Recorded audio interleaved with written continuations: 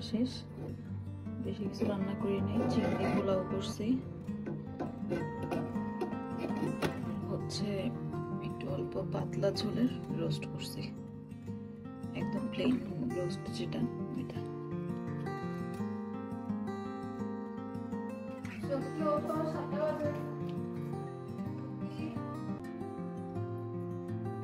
উঠে যাও 7টা বাজে,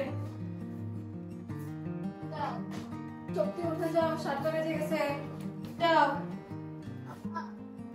উঠে যাও, আমার রান্না শেষ, উঠে গোসল করো, ঈদের গোসল।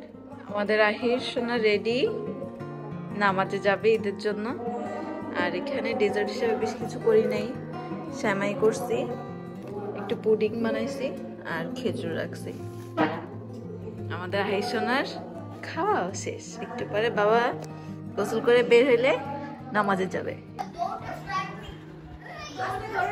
হ্যাঁ এই